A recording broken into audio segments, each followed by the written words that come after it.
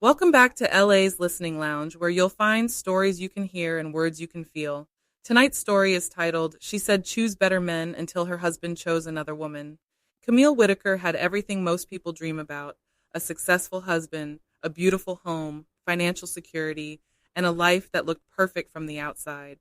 She was quick to judge single women, divorced women, and any woman whose relationship didn't work out. Her favorite saying was simple: Black women should choose better when it comes to men.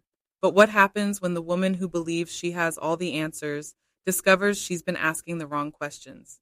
Grab your favorite snack, get comfortable, and prepare yourself for a story about pride, betrayal, humility, and the lessons life teaches when we least expect them. Let's get into tonight's story. Chapter 1. The Woman Who Had Everything to Everyone at Greater Grace Community Church. Camille Whitaker was the kind of woman other women were supposed to admire. She had the husband, the house, the luxury SUV, the diamond ring that looked heavy enough to make her hand tired. Her husband, Preston Whitaker, owned a successful construction company. Their home sat behind iron gates in one of the wealthiest black neighborhoods in Atlanta. Camille wore designer dresses to Sunday service, hosted brunches with gold-rimmed glasses, and carried herself like God had personally stamped approved across her forehead. But Camille's favorite thing to wear was not jewelry. It was judgment, especially towards single black women. If a woman was unmarried after 35, Camille had something to say. If a woman had children and no husband, Camille had something to say. If a woman had been cheated on, abandoned, lied to, or left to raise a family alone, Camille always leaned back, crossed her legs, and said the same thing. Black women should choose better when it comes to men. Her best friend, Monique, hated when she said it. How? Monique would ask. When most black men lie out the gate, Camille would roll her eyes. That's just an excuse women use when they ignore red flags. Monique would shake her head every time, because she knew something Camille didn't. Sometimes the red flag is dressed like a promise. Chapter 2.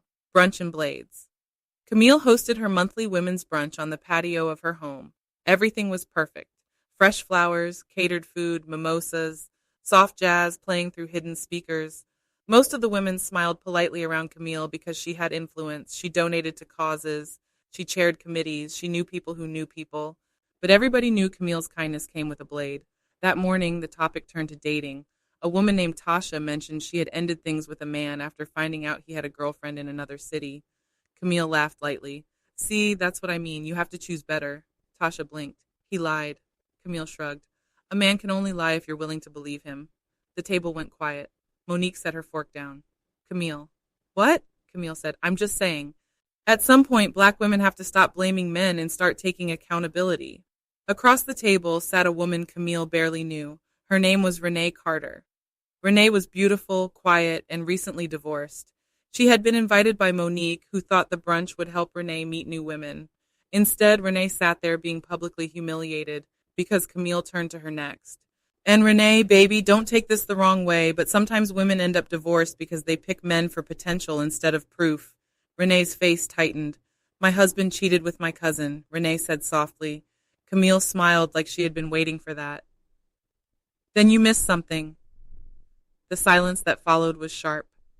Renee stood, placed her napkin on the table, and said, You think your life makes you better than us? Camille lifted her mimosa. No, my choices do. Renee looked around at the big house, the expensive furniture, the perfect flowers, and finally at the framed wedding photo on the outdoor wall. Then she smiled. Okay, Camille. And she left. Chapter 3. The Wrong Woman. Renee Carter did not cry when she got home. She sat in her car outside her apartment and replayed Camille's words. You missed something. My choices do. Renee had spent years rebuilding herself after betrayal. She knew what it felt like to be lied to, laughed at, and left with nothing but bills and shame. But Camille had not just judged her. Camille had made a sport of judging women who were already wounded. And Renee was tired of women like Camille using marriage like a crown. So Renee did what quiet women often do. She observed, she researched, and she waited. It did not take long to learn that Preston Whitaker was not the perfect husband Camille believed he was. He liked attention. He liked compliments, and more than anything, he liked being admired by women who made him feel powerful. Renee saw him first at a charity golf event. Preston stood near the bar while Camille worked the room like a queen. Renee walked past him slowly, dressed in a cream pantsuit smelling like vanilla and trouble. Preston noticed. Men like Preston always noticed. Excuse me, he said, have we met? Renee smiled. Not officially. He extended his hand. Preston Whitaker. I know who you are, she said. That was all it took. Chapter 4. Cracks in the Palace. At first, Renee did not chase Preston. She let him chase her. She laughed at his jokes, praised his business, listened when he complained about how Camille cared more about appearances than affection. Preston told himself Renee understood him. Renee told herself she was teaching Camille a lesson. Within weeks, Preston was texting Renee late at night. Within a month, he was meeting her for lunch. By month 2, he was paying her rent. Camille noticed small changes. Preston smiled at his phone too much. He left rooms to take calls. He came home smelling like a perfume she did not own. But Camille was not the kind of woman who believed she could be cheated on. That happened to other women, women who chose wrong. One night, she walked into his office and saw him quickly turn his phone over. Who are you texting? Business, Preston said. Camille stared at him. Preston stared back. For the first time in years, Camille felt something unfamiliar. Fear. But pride spoke louder. She turned and walked out. Because admitting Preston might be like other men meant admitting she might be like other women, and Camille could not survive that. Chapter 5. Monique's Warning. Monique came over the next day and found Camille rearranging flowers that did not need rearranging. What's wrong? Nothing. Camille sighed. Preston is acting strange. Monique sat down. Strange how? Phone calls, late nights, attitude. Monique's face softened. Have you asked him? I'm not about to act insecure. Insecure and aware are not the same thing. Camille crossed her arms. Preston is not that kind of man. Monique gave her a sad look. Camille, every woman thinks that before she finds out. Camille snapped. Maybe that's because every woman doesn't know how to keep a man. Monique stood slowly. You better be careful. Pride will have you defending the same thing that's destroying you. Camille looked away. Monique grabbed her purse. And for the record, if something is going on, it doesn't mean you failed. It means he lied. Camille said nothing. Monique paused at the door. And maybe now you'll understand what I meant when I said most of them lie out the gate. Chapter 6. The Other Woman Moves In. Renee never planned to fall for Preston. At least that's what she told herself. But revenge has a way of wearing perfume until it starts smelling like desire. Preston was charming when he wanted to be. He bought Renee jewelry. He took her on trips under the name of business conferences. He promised Camille was cold, controlling, and impossible to love. Renee knew better, but she liked winning, and for once she wanted the woman with the crown to feel the weight of losing it. Soon, Preston opened a private account for Renee. Then he added her as a consultant to one of his companies. Then he bought her a townhouse. When Camille found the paperwork, her hands shook so badly she dropped the folder. Who is Renee Carter? She asked him that night. Preston froze. Camille already knew the answer. Still, she waited. Preston rubbed his face. It's not what you think. Camille laughed once, bitter and sharp. That's what men say when it is exactly what women think. He said nothing. For the first time, Camille heard her own words echo back at her. You missed something. Chapter 7. The Fall. Camille confronted Renee outside a boutique 2 days later. You think you won something? Camille hissed. Renee adjusted her sunglasses. No, Camille, I think you lost something. You home-wrecking little... Renee stepped closer. Careful. Isn't this where you tell black women to choose better? Camille's mouth opened, but no words came. Renee smiled. That's what I thought. The divorce came faster than Camille expected. Preston had been moving money for months. Business shares, property transfers, hidden accounts. By the time Camille's attorney explained it, Camille felt like the floor had disappeared. The house is tied to the business, the attorney said, and the business is more complicated than we thought. What does that mean? It means your husband has been preparing for this. Camille gripped the arms of the chair. Her big house was not fully hers.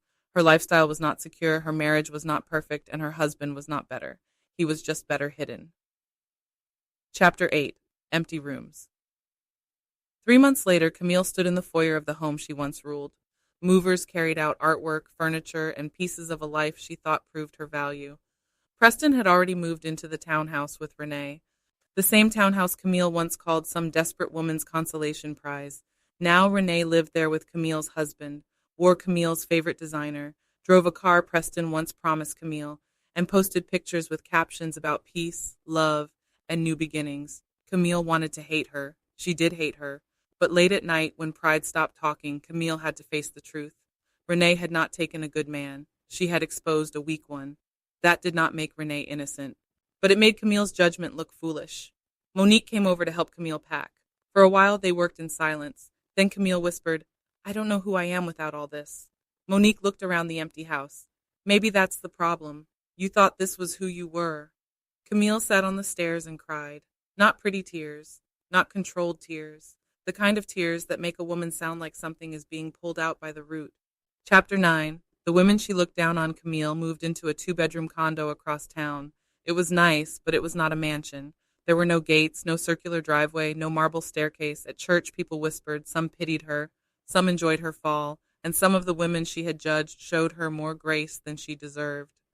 Tasha, the woman Camille embarrassed at brunch, brought her dinner. A single mother named Keisha offered to help her find work. Another divorced woman, Angela, invited her to a support group. Camille was stunned. Why are you being kind to me? She asked Angela. Angela smiled sadly. Because we know what it feels like when life humbles you. Camille looked down. I said terrible things. Yes, you did. I thought I was better. We know. Camille swallowed hard. Angela touched her hand. But now, you get to become better for real. That night, Camille sat alone at her kitchen table and wrote down the names of every woman she remembered shaming. The list was longer than she wanted it to be. Chapter 10. Choosing better months passed. Camille sold what jewelry she had left, found a job managing donor relations for a nonprofit, and slowly built a life that did not require applause. She apologized to women one by one. Some accepted, some did not. She learned to sit with that. One Sunday, the women's ministry invited her to speak. Camille almost said no, but Monique told her, tell the truth, not the polished version. So Camille stood at the front of the fellowship hall wearing a simple navy dress and no wedding ring. She looked at the women, single women, divorced women, widows, mothers, women still healing from men who lied out the gate. Camille took a breath. I used to say black women should choose better when it comes to men. The room went still. She nodded slowly. I said it because I thought my marriage made me wise, but the truth is I was hiding behind what I had. A husband, a house, money, status. And I used those things to look down on women who were surviving wounds I had never been brave enough to understand. Her voice broke. Then I learned that you can choose a man who looks right in public and still be betrayed in private. Monique wiped her eyes. Camille continued. So yes, we should choose better. But we should also stop blaming women for the lies men tell. We should choose better friends, better standards, better self-worth, better compassion. She paused. And sometimes the person we need to choose better is ourselves. For the first time in a long time, Camille did not need anyone to envy her. She only wanted to be forgiven. Epilogue, the crown she could keep. A year later, Preston and Renee's relationship fell apart. Not because Camille interfered, not because karma needed help, but because a man who cheats with you rarely becomes faithful to you. Renee discovered messages, secret lunches, and money missing from accounts she thought were safe. When she confronted Preston, he gave her the same tired sentence. It's not what you think. Renee laughed until tears came because now she understood. Camille heard about it through church gossip but said nothing. She did not celebrate. She did not call Renee desperate. She did not say she should have chosen better. Instead, Camille whispered a prayer for every woman who had ever believed a lie because she wanted love to be true. Later that week, Renee showed up at Camille's nonprofit office. She looked tired, humbled, human. I'm not here to ask for friendship, Renee said. I just came to say, I was wrong. Camille looked at her for a long moment. So was I. Renee nodded. I wanted you to feel what you made other women feel. Camille sighed. I did. And? Camille's eyes softened. It changed me. Renee looked away. I don't know what to do now. Camille remembered empty rooms, packed boxes, and the kindness of women she had once dismissed. Then she handed Renee a card. There's a support group on Thursdays. Renee stared at the card. You'd really help me? Camille gave a small smile. I'm learning that humbling another woman is easy. Helping her heal takes more strength. Renee took the card and walked out quietly. Camille turned back to her desk. There were no diamonds on her fingers, no mansion waiting behind gates, no perfect husband to parade around. But for the first time, Camille had something nobody could take, a softer heart, a wiser spirit, and a crown made of humility. And that's the end of today's story. If there's one lesson to take away from Camille's journey, it's this. We never truly know what another person is carrying. The very struggle we judge today may be the same struggle we face tomorrow. Sometimes life has a way of reminding us that compassion will always take us further than criticism, and humility is a crown that never goes out of style. If you enjoyed this story, please take a moment to like, comment, and subscribe. Your support helps this channel continue bringing you powerful stories that entertain, inspire, and leave you with something to think about long after the final chapter. And tell me in the comments, do you think Camille deserved what happened to her, or did Renee take things too far? Until next time, this is LA's Listening Lounge, bringing you stories you can hear and words you can feel. Be blessed, stay encouraged, and I'll see you in the next story.